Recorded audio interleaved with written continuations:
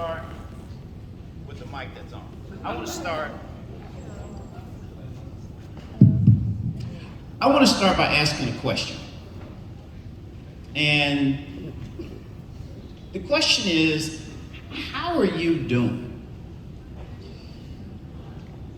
You know, for some of you, you've been here 5 years. Some of you have been here maybe 20 years, maybe even longer. But where I want to start is just like, how are you doing?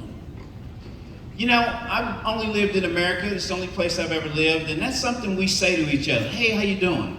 How you doing? How many of y'all know that person will tell you everything that's going on in their life? You know that person? Yeah. But y'all, the reason I asked that question at the outset is that when I just saw all those wonderful things you all have done, are doing, and plan to do, at the center of all of it is how you doing.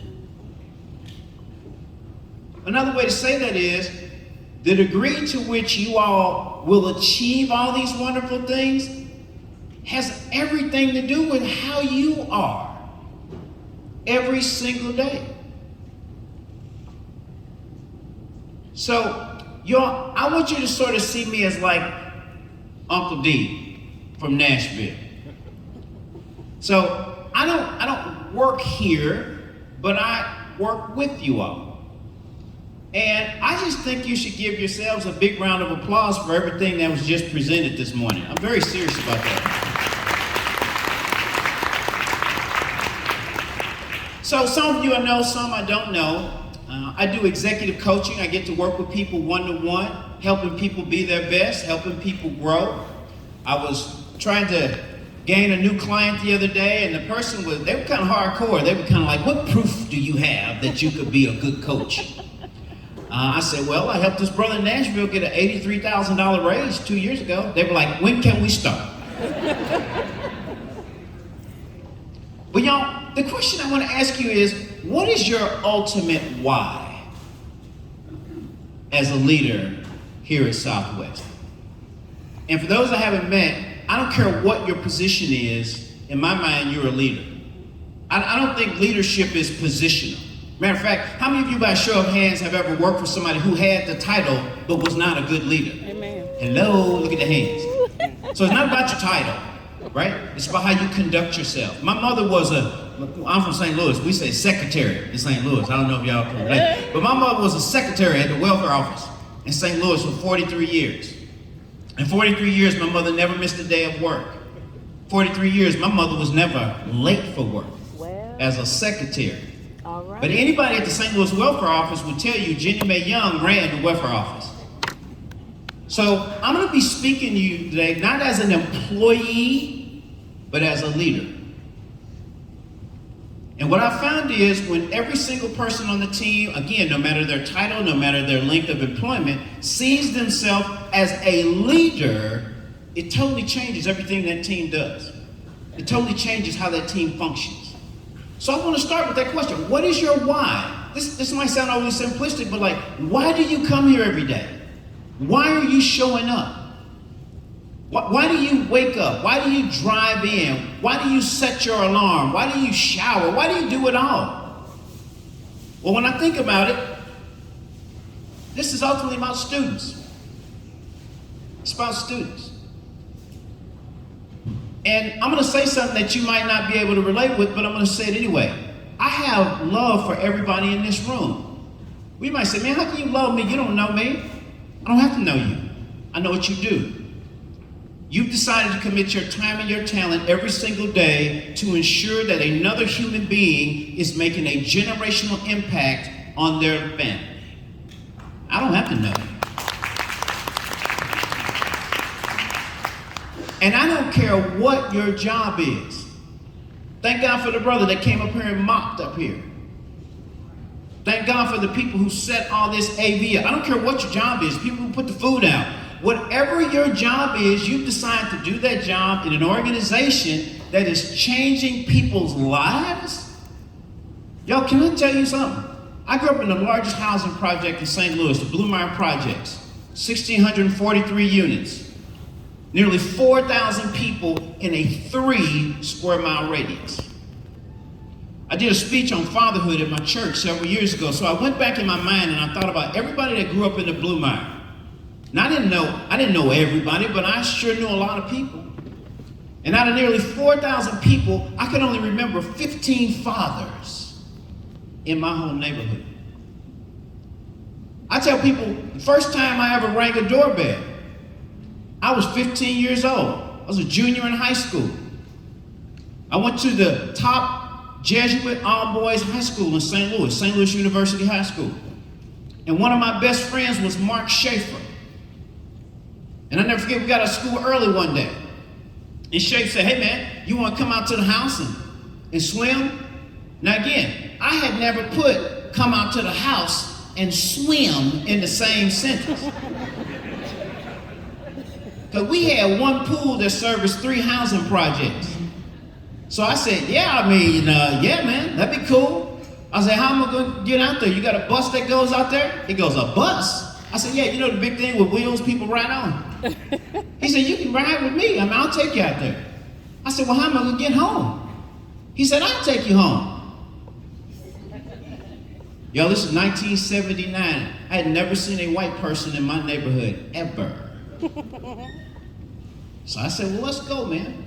So we go up to Shafe's house, and as we're riding down the street to his house, one house in his neighborhood would be as big as 4 units in my housing project. Now, on the outside, I was cool. But on the inside, I was like, golly. Well, we roll up to Shafe's house, we pull in the driveway, and I go, which door are we going in? Because we always went in the back door where I lived. The only person that ever came to our front door was the mailman. He said, we're going to go through that front door right there. I said, okay. Well, at that time, my grandmother was a maid. That's all my grandmother ever did to earn money her whole adult life. She was a maid. So I knew all about being a maid. Anybody see The Help? Anybody see that movie? That's my growing up. So as we go to the front door, I start ringing the doorbell. Boom, boom, boom, boom, boom, boom, boom. He goes, what are you doing, man? I said, I never rang a doorbell before. See, when she said students need help navigating the systems here, that's real talk. I was 15 years old. I had never rang a doorbell. Well, then it happened. The door opened. And I'm just keeping it real, y'all. A white woman came to the door. In my mind, I thought, how rich is this man's family that their maid is white? Y'all, it was like 2 o'clock on a Tuesday. So we walk in, she says, hi Derek, Mark told me you would be here. Who tells their maid their friend is coming to their house? Then Mark walks in and she kisses him on the cheek. What kind of freaky mess is this? The maid is kissing him? What in the world? I pulled him to the side. Hey, Shafe, man, why you let your maid kiss you, man? He said, maid? What did he tell me, y'all? That's my mom. That's my mom. What? It's 2 o'clock. Why ain't your mama at work? Well, y'all know what he told me. My mom doesn't work. What? How y'all living like this and your mama ain't working? Y'all, I am standing in this spot today, basically for 3 reasons. Number 1 is the grace of God. That's the main reason. That's the primary, ultimate reason. But the 2 subsets of that are I had a really strong mother and grandmother, and I had a really great education. So when I say I got love for you, don't take that lightly. If you're showing up here every day trying to be the best you can be to make sure that your piece of this big Southwest puzzle is right, so that these students can go through here and get what they need, when they need it, how they need it, I got love for y'all today. So that's why I think you got to focus on what it comes down to, y'all. It comes down to service. I'd love for everybody to just shout at me. What is a place you love to go for eating, for clothing, for purchases? Just where do you like to shop? Just talk to me. Kohl's, Walmart, Kohl's, Costco. Macy's, I'm hearing. Costco. All right. You in this Costco. Yo, let me tell you something. My wife and I have 4 kids. Our kids are 26, 25, 22, and 18. So I've been to every McDonald's in the Nashville area. And when they were little, we'd have them in the van. And I want you to think about something. When you pull up to that McDonald's and that person is there at the window and you ask for some ketchup, yeah, what's up with asking for some ketchup? Is it me? Like, it's not even your ketchup. Like, why are you tripping? Just give me the doggone ketchup. But y'all, when that person at that window is funky or rude, you know what you're driving away saying? McDonald's is funky and rude. Can I tell y'all something? Same thing is true with Southwest. If you rude, if you funky, they're not gonna say you rude. They're gonna go tell all their friends. The people over there at Southwest is one person. Now they done labeled everybody. Is this making sense? Yes. Y'all, this is about service. Absolutely. And think about it. It's about service to each other. I've got a client, I can't tell you the name, it's a big client. I've got a client, and what I found out was they were treating the customers great, and they were treating each other like crap. Do you realize that the quality of service you provide to the end customer is based on the quality of service you provide to who? Each other. You all are your first customers. Look around. Amen. These are your primary customers. I'm not saying this to be mean, I'm saying to be helpful. Don't come in here telling me you like students and you treat me like a dog. That doesn't even make sense. Because we are a chain, we are a process. We are a team, whether we like it or not. So if you want a student to have a good day, make sure what? I'm having a good day. Does that make sense? Y'all, I really want you to understand this. I don't want to go any further with it. I want you to understand, these people in this room are your primary customers. And the way you treat them is going to be reflected in the way students are treated. You can't help it. You can't help it. So for us today, I want everybody to answer this question, not out loud, but to yourself. Do you want this to be your best year ever? Yes. That's a personal thing. If your answer is no, I'm still going to love you. I am. But to me, you have an opportunity to decide that this is going to be my best year ever. Some of you could do your job blindfolded. Some of you, I could wake you up out of a coma and you could do your job. Because you've been doing it so long and you love it and you're good at it. But my question is, and I'm not trying to be mean, my question is, are you satisfied with how good you are? Could you sit here and say, you know what, DY, this is good as it gets, brother. I have hit the apex. I cannot be any better. If that's you, hey, I ain't mad at you. But if you showed up here today for this convocation on this day, can you say to yourself, I can see myself being better. I can see myself having a better attitude. I can see myself being more productive. I can see myself helping more people. So all I'm asking you to do in your mind is make a decision this morning. Is this gonna be your best year ever? Now some of you might say, DY, man, I'm sliding into retirement. I'm barely getting up if you want to know the truth. And hey, look, again, I ain't mad at you. I'm really not. If you go to my website, DerekYoungSpeaks.com, you're going to see my little logo. It's going to say Derek Young. It's going to say 3 words: good, great, legendary. Good, great, legendary. And all that means to me is I believe God put me on this planet to help people go from good to great to legendary. And legendary, I always say this, legendary doesn't mean like you're some kind of rapper, right? Like you walk around, I'm DJ Legendary, what's up? No. No. Being legendary is about how are other people living as a result of my life. You see? Raise your hand if you've ever heard of Dr. Martin Luther King Jr. Heard of him? I am Dr. King's legacy. He sacrificed his life. He risked his family's life so I could be here today. You see? Your legacy, this is going to sound funny. I see some of you taking notes. Write this down. Your legacy ain't even about you. Never has been, never will be. Your legacy is about how are other people operating? How are other people motivating? How are other people elevating based on the things I put in place? So to me, today, this convocation is an opportunity for you to say to yourself, to say to your team, and to say to the students you work with either directly or what? Indirectly, that this is going to be my best year ever.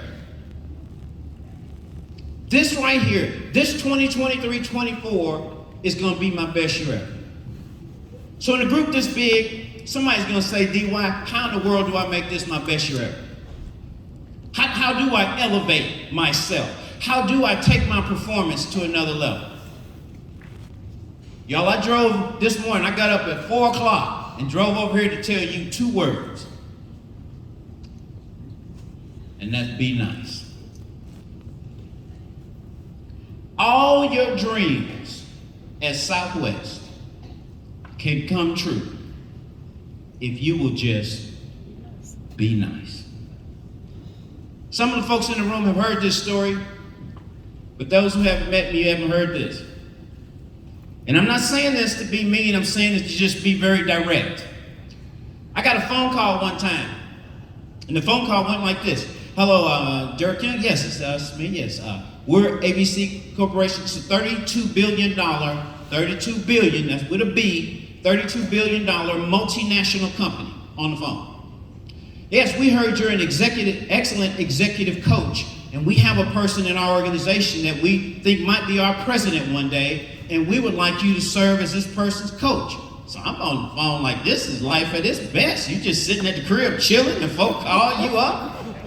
I was like, yes, well, can you tell me more? They said, well, this person is a genius, but they lack people skills. You ever meet somebody like that? Great mind, but conversationally, interpersonally, not so hot, right? They said, we heard you're very good at that with executives. They said, now, Mr. Young, we wanted to tell you that we've already budgeted for this, and we thought we budgeted about $900 an hour to coach this person. Well, of course, I said, you know, he's going to need to be in my 3-year program. $900? What? I coach his mama? What? I coach his dog. $900? You better what? You kidding me?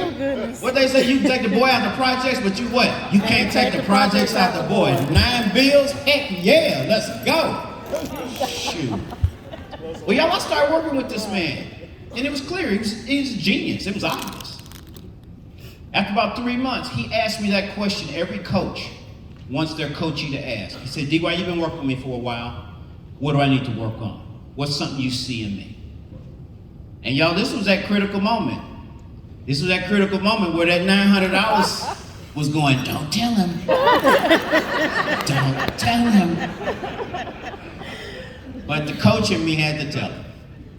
I said, man, something I hear you say all the time since we've been working together. I said, you say this a lot. He goes, what?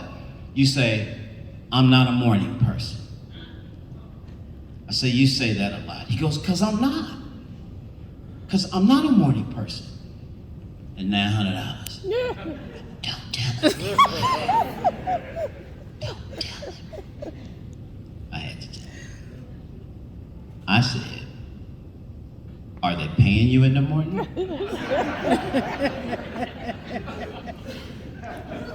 Y'all, I'm not saying this to hurt anybody's feelings, but when you walk around telling people I'm not a morning person, you don't realize this, but you're saying I'm choosing to be rude, dismissive, unfriendly, and uncooperative from 8 to 12. By 12:15, I might kick in. What I want to say to you is today, These two words are the gateway to you having the best year you've ever had at Southwest. So what I want to talk about, y'all, is that being nice is the key to epic service of the people in this room.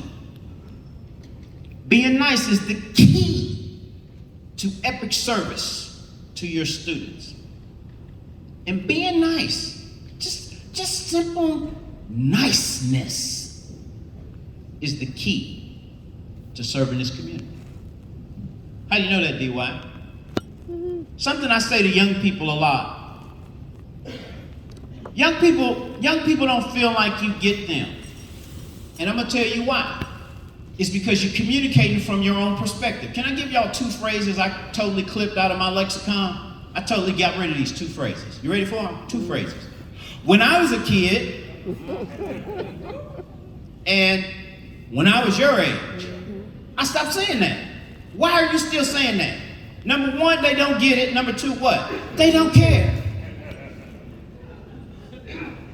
Well, what I tell young people is, times change. There's people in this room, you never thought you would have saw an African American in the white. You didn't think, you still kind of don't believe it happened. I miss Michelle.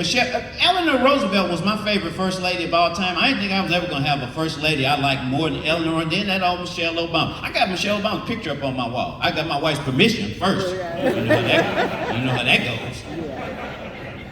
But y'all, who would have thought a brother and a sister would walk down there to 1600 Pennsylvania? Times change.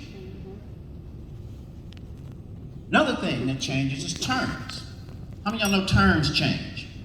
When I was growing up in the 70s, you saw somebody, you say, "What's up, cat?" Now, they say, "What's up, dog?" Mean the same thing.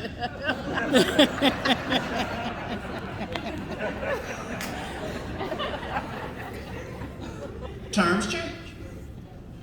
And the last thing we know, y'all, is we definitely know that what? Technology's changed.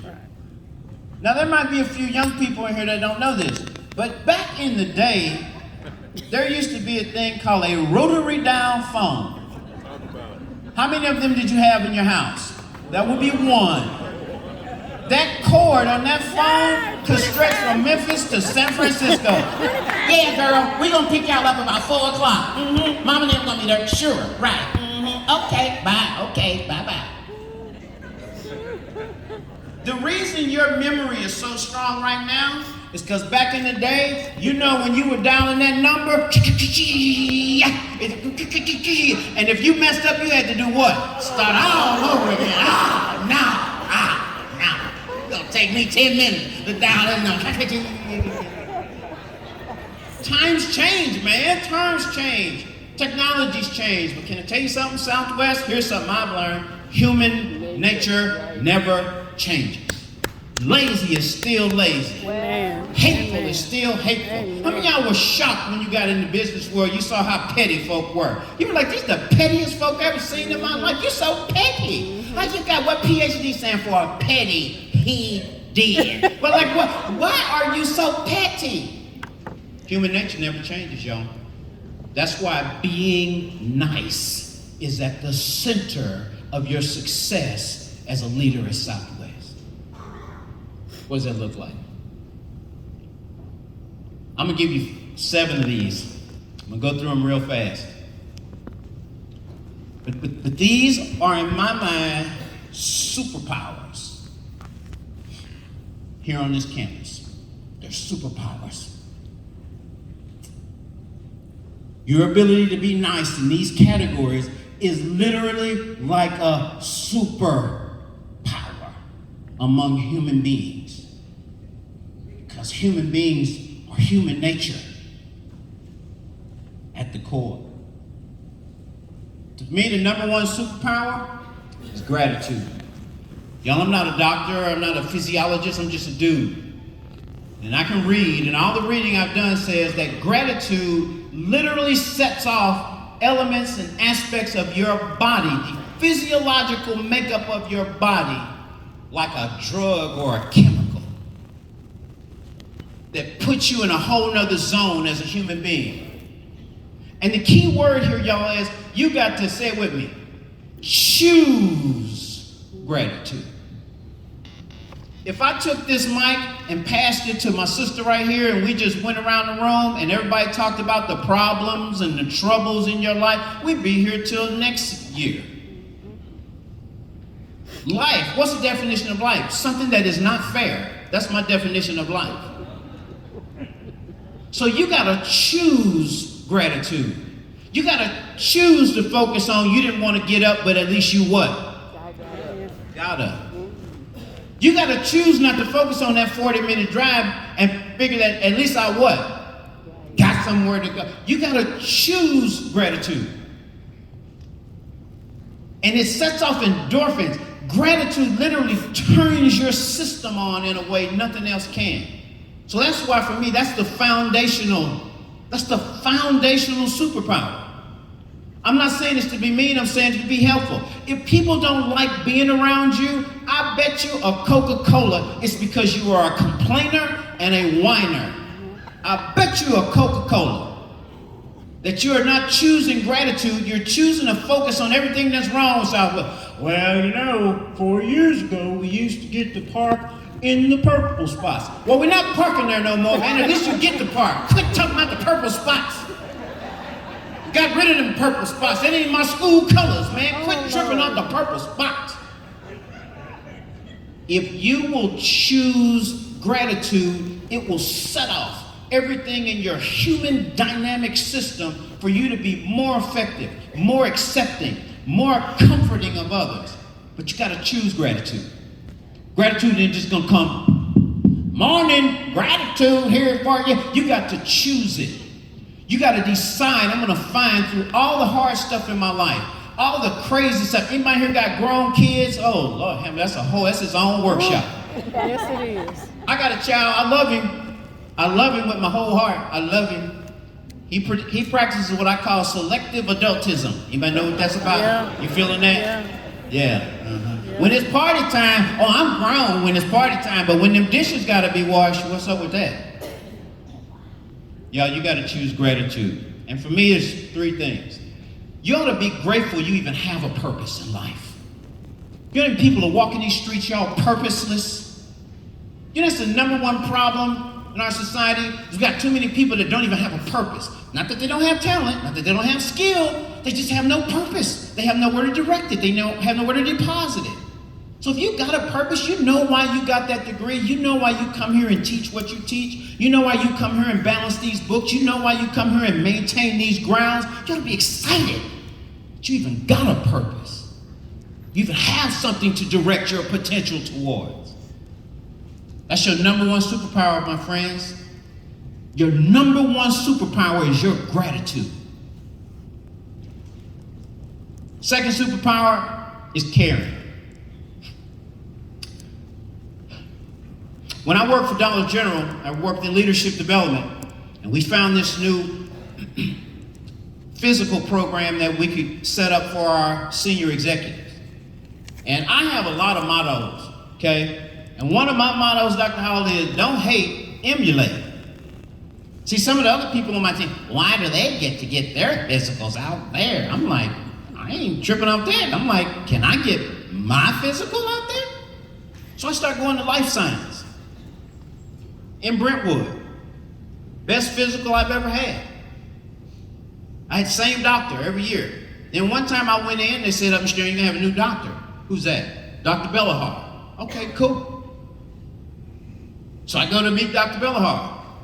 He walks out, white gentleman, early 60s, military person. He said, well, I was Norman Schwarzkopf's personal doctor. I was like, wow, that's deep. I said, the history books will record a lot of people, but he'll definitely be one as one of the greatest generals in the history of U.S. military. I said, what was it like working with somebody like him?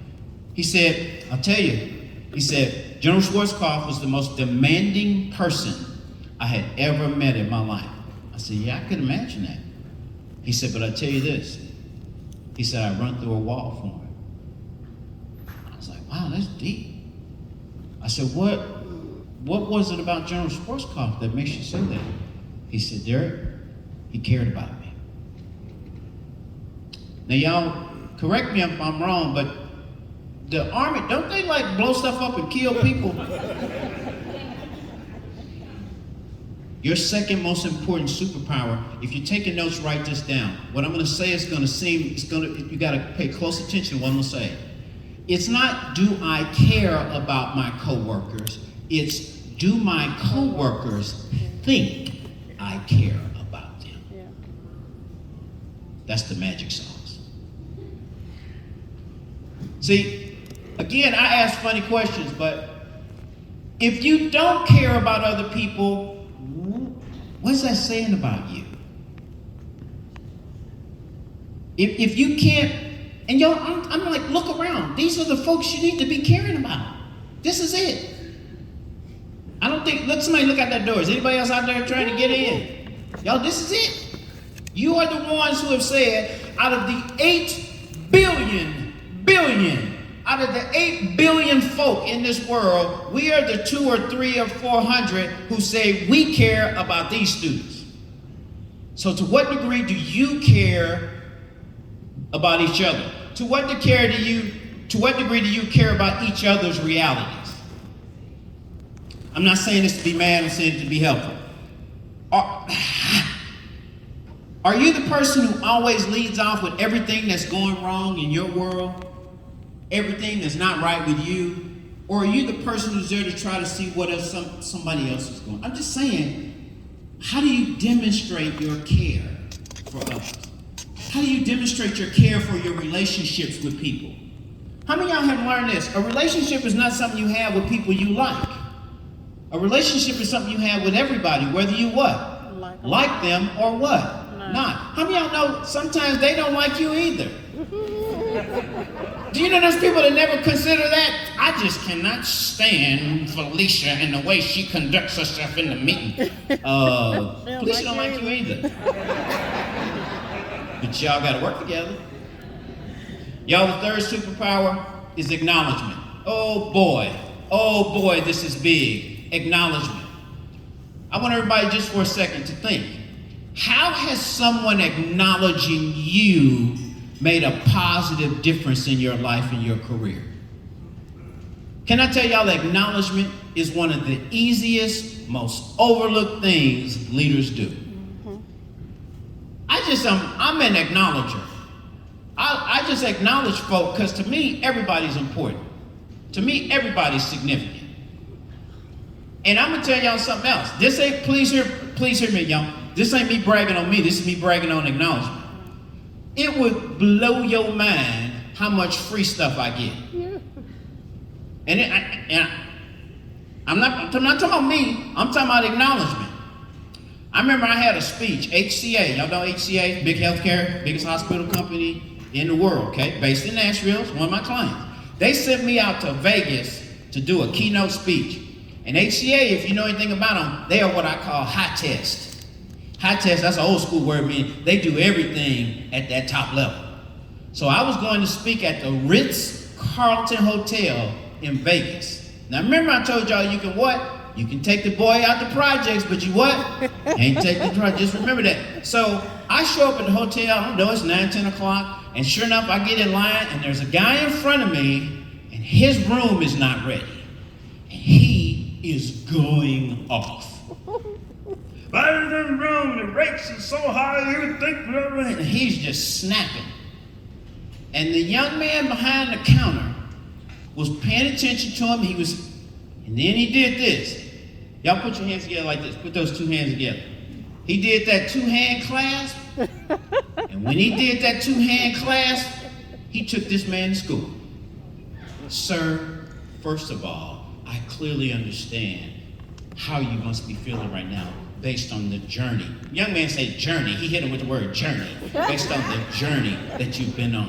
And that young man took that man and was taking and talking to him and asking him questions and bringing him back. By the time he got through with that man walked off like, wow, I feel so much better. So now it's my turn. Can I help you, sir? I said, okay, first of all, man, let's just talk about what just happened. Then I started delineating every step in the difficult customer process that I just watched this young man go through. I said, first you calmed him down. Then you let him know you could feel his pain. Then you read, and he was like, oh, sir. And I said, no, man, And I just started breaking down everything he did. What was I doing? I was acknowledging. He said, well, sir, that is so kind. How can I help you? I said, well, I gave him my name, Derek Young. He said, just a second. I don't even think the keys down there, would they be doing that? I think it's a recording they play. So he hit the keys, and then he looks at me.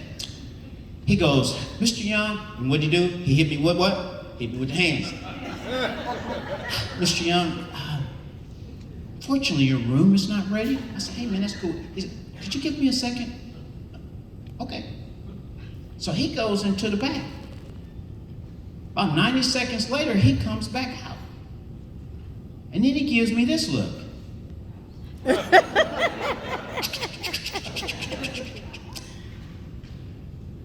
Mr. Young, as I said, your room's not ready. Would it be okay if I put you in the presidential suite? Absolutely. Now, on the outside, I was like, that would be fun. But on the inside, I was like, hell yeah, you can put me in the president. I started moonwalking. I was like, what you talking about? What? Y'all, this young man came from behind the counter. I went to grab my bag. What did he do? Got it. No, sir. No, sir. He took my bag. I never had anybody carry my bags. So we get on the elevator, and we're going up, and I'm just happy, but I'm cool. See, on the outside, I'm cool, but on the inside, I'm like,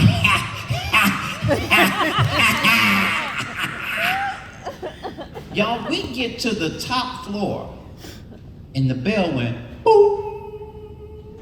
And then all of a sudden, I start hearing,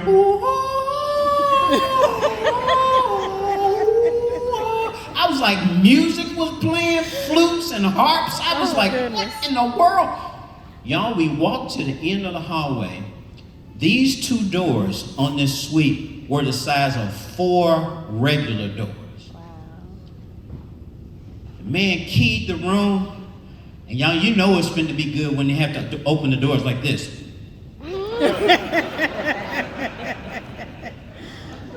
I walked in, he took me on a tour of the presidential suite, the Ritz-Carlton in Vegas. It was 2,700 square feet. Wow. He's walking me around, so since he did his hands, I did my hands.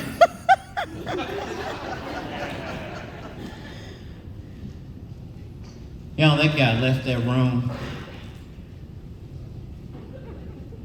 I got on the phone. Mama! You're not gonna believe it. I can see the whole strip. It's 3 bathrooms in here. For real, look at the video. Ah! Acknowledge it. Y'all acknowledge people. Acknowledge that they even exist. Y'all, I'm not saying this to be mean, but you walking past people not saying hello, that's just not cool, man. Absolutely. That's just not cool. Never has been, never will be, and you are not gonna make me believe you did not see my 5'10", 200-pound body. Y'all, acknowledge people's essence, what they're about, what they're into, what their gifts are, what their talents are. I love on these slides y'all did up here. Hey, let's have the faculty stand. Hey, let's have the names of the people. Acknowledgement is everything.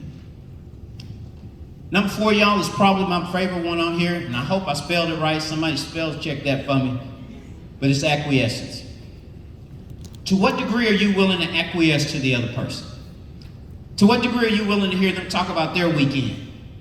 To what degree are you willing them to walk through some of the things that they're experiencing that they want to share with you, maybe to compare little notes, just a willingness to acquiesce. See, I believe the more I acquiesce, the more I learn. Guess what? The more I learn, the more I can acquiesce, because I'm asking you questions on a whole new level now, because I learned those 3 things from those 4 previous people that I acquiesced to. So now my conversation with you is much deeper, greater level. But if all I ever talk about is me, myself, and I might be limiting that. So I'm suggesting you acquiesce more. Y'all, I'm gonna give you a chance to stereotype, okay? I'm literally giving you a chance to stereotype. Do you think I hunt, fish, canoe, and kayak? It's possible. No, I don't. If you said no, you'd be right. I don't. But I had a client several years ago, Cabela's. Raise your hand if you know Cabela's. If you don't know Cabela's, raise your hand if you know Bass Pro. Okay? Cabela's is a smaller version of Bass Pro. Well, I had Cabela's as a client, y'all. They're in the middle of Nebraska. I had them as a client like 6.5 years ago. During the time of working with them, guess what I did a lot of? I did a lot of what? Acquiescing. What kind of stuff do you think people at Cabela's talked about? Hunting, fishing, canoeing, kayaking, right? Camping. These are things I do not do. But they were my client. So I thought it might be a good idea for me to what? Acquiesce. Well, I didn't know the future. Bass Pro wound up buying Cabela's. Bass Pro said to Cabela's, hey, we've got to do some diversity training. You know anybody? They said, yeah, we know this guy, DY. So Bass Pro brought me out there to interview me to see if I might want to work for them. I went to their headquarters. Guess what the headquarters for Bass Pro is called? Base Camp. Wow. Y'all, you know you serious about what you do when your headquarters is called Base Camp. So here's the scenario. It's me, the head of HR, the head of finance, the head of diversity, and the head of talent management sitting at lunch at Base Camp. The head of diversity had told me, he said, DY, Sarah is the ultimate say-so on who's going to get this contract. The head of HR. So now we're at lunch. About 300 people in the cafeteria. The head of finance says, hey, Sarah, how was your vacation? She goes, oh. She pulls her phone out. She starts going through her phone. She hands him the phone. He goes, wow, impressive. He hands it to the diversity guy. Wow, Sarah, this is outstanding. He hands the phone to the talent management person. She goes, Sarah, I go, let me see. So they hand me the phone. Now Sarah's sitting right next to me in the Bass Pro cafeteria. So she hands me the phone and I go, 35-pounder? You got him with a bow? Her mouth dropped wide open. The picture was Sarah with her hair in a ponytail, eye black, fatigues, and she was behind this big old turkey. Y'all, there's turkeys in my neighborhood that walk all across my lawn. They be walking like, he ain't gonna do nothing. Y'all, no offense to the turkey hunters, but I don't think I'm gonna be up at 4 in the morning. But 3 years of acquiescing with people from Cabela's enabled me to look at a picture and know how big the turkey was and how she took the turkey down. And by the way, that's the biggest contract in the history of my business. Acquiescing. Y'all, numbers, this superpower, this is my way of saying it. Raise your hand if you like rap music of any kind. Yeah, I like some of everything. I like some reggae, I like country, I like blues, I like a little bit of everything. But you ever notice the rappers? The rappers are always saying, you feel me? What is that about? Can I tell y'all something about us as human beings? I would rather you understand me than agree with me. We spend too much time focusing on agreement. You're wasting your time. How many of y'all in here married? Hello? You committed the rest of your life to somebody, you don't agree with them on everything. Oh, Jesus. You're spending too much time on agreement. It's not about agreement, it's about understanding. Well, what is this thing gifting? For me, gifting is when you're talking to me, I don't just hear what you said, I hear what you feel about what you said. I don't just paraphrase what I heard, I paraphrase what you seem to feel about what I heard. That's why I call it gifting. Because y'all, the average American, in my opinion, feels totally misunderstood or not understood at all. The average American is used to being dissed and overlooked. You ever have somebody say, I hate to interrupt, and you want to say, well, don't then. I mean, isn't that what you kind of want to say? Yo, we are accustomed to not being understood. So when I'm communicating with you, and I'm not just showing you, I heard you, I'm showing you I felt you, it takes my connection with you to a whole new level. As a person who grew up poor, as a person, like the worst thing you can do around me is condescend to somebody that's poor. You can't do that around me. You might do that around your other friends, but you can't do that around me. But when I take the time to fully feel where you're coming from, that conversation, that interaction, it's a whole different deal. And there's going to be a level of resonance you have with me you don't even have with anybody else. Number 6, y'all, is feedback. Feedback. If you're taking notes, write this down. Some of them, we were together last time, we talked about this. I'm a word person. In America, we say, hey. Can I give you a little constructive criticism? What word do we hear, y'all?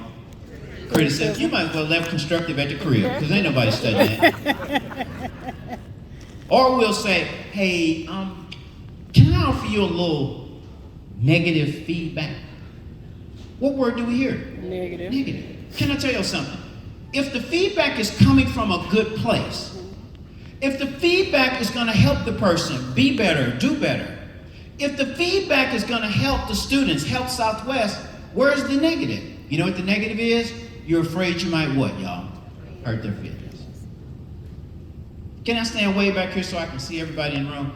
Did your mama tell you you were going to be able to grow up, be an adult, have a job, work around other folk, and your feelings not get hurt? Never. Y'all, if you're taking notes, write this down. As a leader, you got to care more about somebody's future than their feelings. Listen to me close. I didn't say don't care about their feelings. More. You need to care about their feelings, meaning you got to talk to each person what? Based on how they are. Does that make sense? Everybody feeling that? Let me just do it this way. How many of you have multiple children? All right? How many of you have multiple pets? Yo, you can't even talk to your multiple pets the same way. If you talk to Butchie, get down. Butchie gonna be like, why are you yelling at me? You can't even talk to pet. You gotta talk to each person uniquely. So I didn't say don't care about their feelings. But those of you who have children, wait, let me check. How many of y'all have children younger than 13? Show of hands. Show of hands. Put them up high so I can see. Okay, all right. Enjoy it. That's the first thing. You think you're a parent. You holler back when you're about 19. Holler back at your boy. Right. Y'all, the worst kid your kid can be friends with, this is my opinion, is a kid whose parents will not give them any consequences. The worst person to have as a coworker is a coworker who has no consequences. She's been rude in the meetings like that ever since she joined the staff. I show up on time, she shows up late. Why is she late? Yo, feedback. I want you to be a person here at Southwest who loves feedback. I'm gonna tell y'all something. If we had a sensitivity contest, all of us in here, I bet you I'm the most sensitive person in here. I bet you cash money. I am basically Barney the dinosaur. Hey everybody, I hope you're doing good. I am the most sensitive person I know. But can I tell y'all something? I've never seen a person be great without feedback. I just went to the Masters for the first time in my life. I've been wanting to go to the Masters since I was a teenager. Went to the Masters on the 16th hole. It was raining. Tiger Woods, this might have been that brother's last Masters.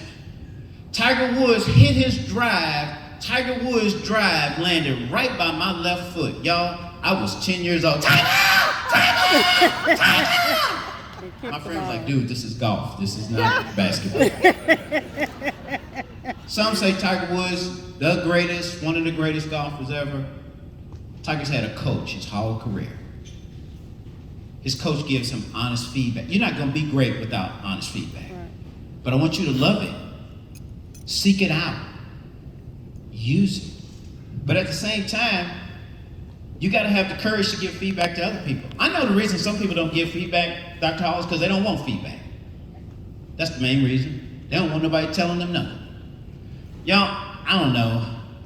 I just kind of operate under none of us are perfect, and all of us can get better. And if we learn how to do it in a respectful way, feedback could change your life. It could be a positive thing. And last but not least, y'all, superpower number 7, I don't know how to spell it, but I can say it, is specificity. Be specific. Can I say something about feedback? Can I say something about feedback? If you're taking notes, write this down. I love giving hard feedback because I love people. Don't tell me you love me, and I've been saying Pacific for 4 years in meetings. Like, no, Harriet, you need to be more Pacific, okay? You need to be more Pacific. Hey, bruh, that's an ocean. That's an ocean. If I'm going around talking about, I just can't phantom that. Well, you can't phantom that because that's a Broadway play, my man. The word is fathom. Y'all, don't tell me you love me and you're letting me continue to make mistakes. Don't tell me you love me and you know I'm turning in the wrong form every doggone time. Don't tell me you love me and you will not tell me that in the meetings people are not feeling me because of the facial expressions I have. That is not love. That's cowardice. That's cowardice. Don't come up alongside me with your pat on my back knowing I have lettuce in my teeth every time we go to lunch. Lettuce is talking more than I am. Do you think I'll fly out? Do you think he's going to kick me in? It's amazing. Oh, Lord help. Specificity.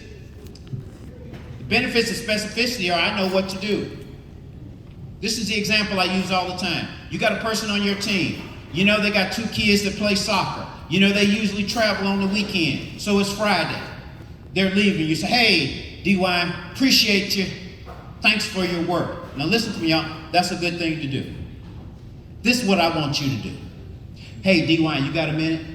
Hey, I know it's Friday. Hey, the kids got a game this weekend. Hey, real quick, I want to tell you on Tuesday in the staff meeting, Delilah clearly was not on board with what was going on. But what I saw you do is you stopped and you made sure she fully understood what was being said, and you brought it back around to some of the good points she made. Now listen, DY, when you told me you want to be a supervisor one day, that's what I'm looking for in supervisors. One more thing I'm going to tell you. This morning when I came in, it was apparent to me that you had totally stepped away from what you were doing to make sure that Rodney could fill in those forms properly. And I watched you work with him. I watched how you interacted with him. I watched your body language, and all of it was so encouraging. I just want to tell you, I appreciate you for being that person, all right? But by the way, tell those kids to score a goal for me this weekend. That's how I want you to talk to each other. See, that lets me know I see you. See, that lets me know I value you.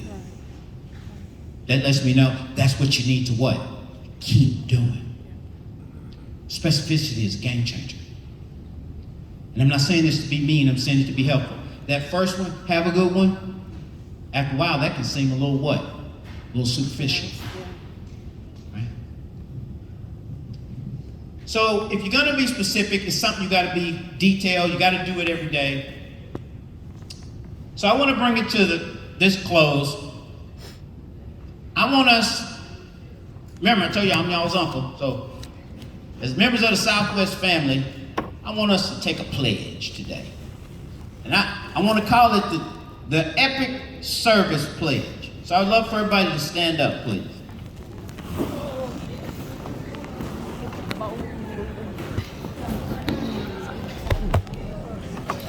So as each element of the Epic Service Pledge comes up, we're going to read it aloud. We're going to say it together. Everybody ready? Here's the first one. Number 1, say it with me. I will choose gratitude every day. Let's say this one again, because like I told you, this is the foundation for all those other superpowers. Let's say it again. I will choose gratitude every day. Pledge number 2. I will care for you as you care for me. That just feels good to say that one more time. I will care for you as you care for me. Pledge number 3. I will acknowledge you as you acknowledge me. Pledge 4. I will acquiesce with you as you acquiesce with me. Pledge 5. I will gift you as you gift me. You know, based on the presentation, I would have said feel right there, but that would have been an HR problem. So I will keep it. Thank you. Number 6. I will give you feedback and receive your feedback. Let's say that one again so it gets down in there. I will give you feedback and receive your feedback. Number 7. I will be specific with you as you are specific with me. You can have a seat. Y'all, I want to close with this. As you heard Dr. Hall say, she is not just my client, she is my friend. My mother raised me, my grandmother, with no help from my dad. My dad was not in my life. And my mom was my girl. I never had an argument with my mother because I refused to argue with my mother. I had arguments in my head. But my mother basically took care of me and my grandmother. In my whole time with my mother, I never heard my mother complain once. So when my mom died, it was heavy. Some of y'all been down that path. Well, a couple months after my mother passed away, I was sitting with one of my clients, a guy named David Hart. He's the CEO of TriCorps. And TriCorps is a group that trains prisoners so that they don't come back to jail. They got about the 2nd or 3rd best recidivism scores in the country. And they've been my client for 12 years. And David and I were sitting there talking about the upcoming year, what we were going to do together, leadership training, diversity, just talking about the future. And then all of a sudden, something just hit me. I said, David, man, you know what I just realized sitting here talking to you? He goes, what's that, DY? I said, man, I probably got as many text messages during my mother's illness and death from you as I did anybody in my family. He said, well, DY, that's because we are family. And I told him, I said, man, when I do my website again, and I'm going to do a new website, my new tagline is going to be relationship, partnership, friendship. My personal vision is I want to leave this world with 1 million friends. And I count you all in that number, and I pray that this message helps you. God bless you.